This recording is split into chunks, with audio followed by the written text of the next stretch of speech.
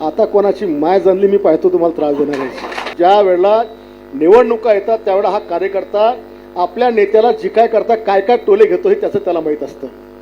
आणि म्हणून चिखली मतदारसंघामध्ये आपण जे चित्र पाहून राहिलो, आम्हाला असं वाटलं आपला मित्रपक्ष आम्ही दुर्लक्ष केलं, आम्ही कधीच लक्ष घातलं नाही।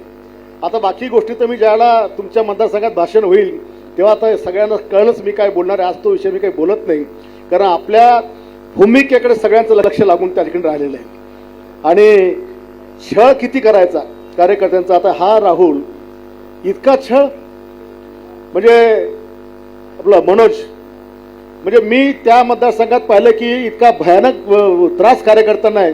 पण आता जेव्हापासून माझ्याकडे प्रकरण आलं, आता कोणाची माय जनली मी पाहतो तुम्हाला त्रास देणार आहे।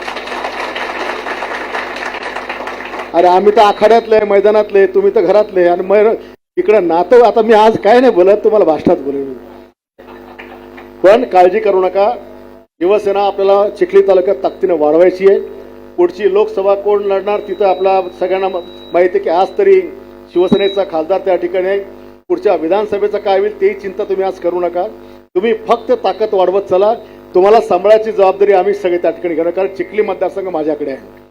पक्ष म्हणून मी तुमच्या चिखली मतदारसंघाचा प्रमुख आहे, शिवसेना पक्षाचा, त्याच्यामुळे सगळ्यांना सांभाळण्याची माझी जबाबदारी असणार आहे। आज जवळपास 12 गावच्या कार्यकर्त्यांचा 16 गावच्या शिवसेने गावच्या कार्यकर्त्यांचा पक्षामध्ये प्रवेश आहेत, ज्याच्यामध्ये उभाटा पण आहे, ज्याच्यामध्ये बीजेपी पण आहे, ज्याच्यामध्ये काँग्रेस पण आहे आणि राष्ट्रवादी पण आहे। आता आपल्या पक्षात काय सगळ्यांसाठी दरवाजे आपले उघडे आहेत।